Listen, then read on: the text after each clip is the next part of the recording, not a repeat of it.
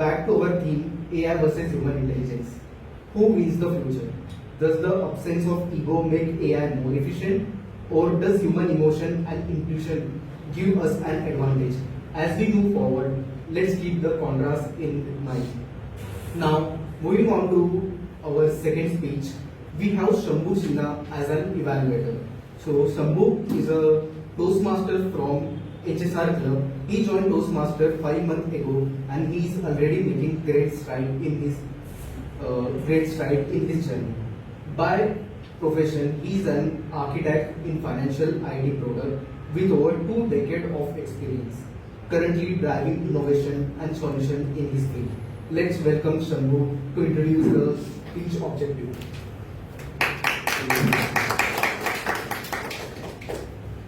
Thank you, Team. Good evening, Toastmasters and guests. Good morning.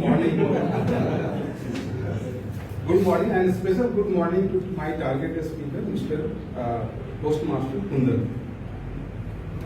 Kundan is going to attend today icebreakers session from pathway level 1. The purpose of this project is for member to introduce himself to club and learn the basic structure of public speaking.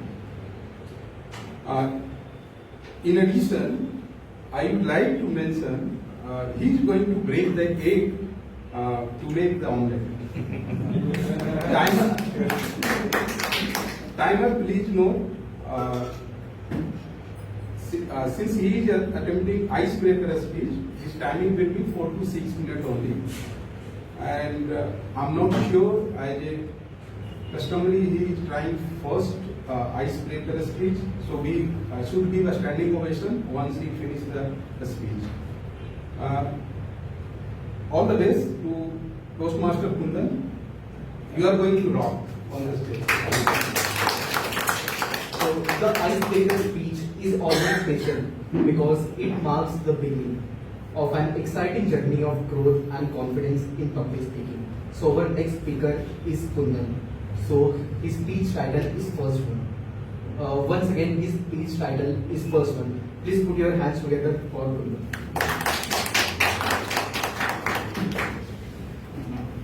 Hello, ladies and gentlemen, and my fellow Toastmasters. This icebreaker speech is not about me. This is about the story of my friend Kundan. He's an ultra competitive guy. He's always the first one. Be it a race, he's the first one. He ranks first. If it is an exam, he's the first one. If it is a buffet, he's the first one to take the last one. So let's start from his school days. Imagine a 100-meter race. There is dust flying everywhere. Jyotiranjan hopping his way to the finish line. But the fact is that he hopped over a friend who was lying on the dust. He literally hopped his way to victory and left his friend on the dust. He was the first one. Then came his college days. We used to have study circles, study groups. We used to share knowledge. But he was the only one sitting in his room studying alone. He was like a dragon collecting knowledge. When finally the results came, again, no guesses. He was the first one to raise his hands. He was not just the first one. He was strategically selfish. Again, the rest of us, we were just there to fill in the participation certificates. Then came his corporate days. He had developed an insane talent of stealing credit. There was his junior Raghava. He worked hard day in and day out. But ultimately, when the time of recognition came, it was Jyotiranjan who was the first one. It was the blood, sweat and tears of Raghava, but it was the promotion of Jyotiranjan. Finally, you know what Raghava did. He googled about corporates where hard work is appreciated. And till now he has not found the result. Finally, he became a monk. I am not kidding. He became a monk, and in his LinkedIn bio it says, "Find inner peace because corporate peace does not exist."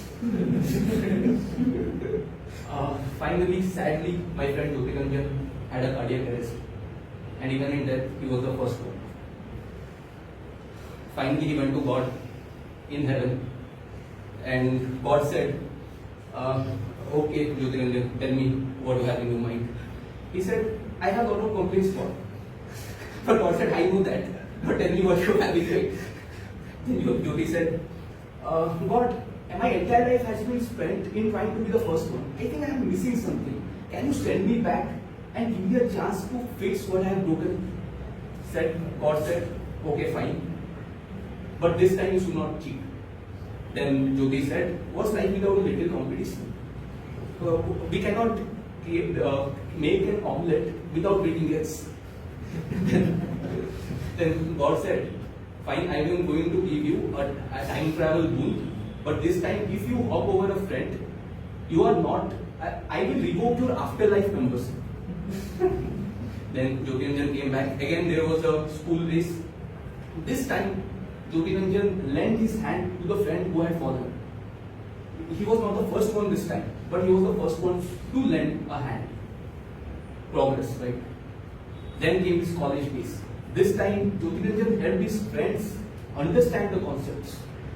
And no doubt he excelled again in exams. But this time he helped his friends excel as well. Again, a progress. Then Jyotiranjan again joined the corporate. This time he was the first one to take bullet for his team. He recognized Raghava's contribution. This time, after Raghava still became a monk because he was destined to become a monk. But this time, after many years, he sent a thank you card to Jyotiranjan, saying, "Now I realize you are not the worst." It was not a bad thing to say. Then Jyotiranjan did not have a cardiac arrest. He was not the first one this time. He became a father. He got married. This time he was the last one to take presents and the first one to give presents. So this was the journey of my friend Jyotiranjan's life. From first one to last one, he had finally become the first one to understand the meaning of life. Thank you.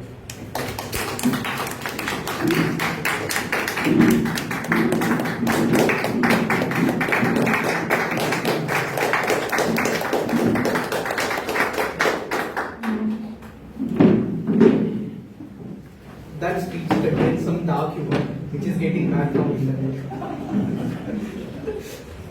So let's give him another big round of applause for taking the important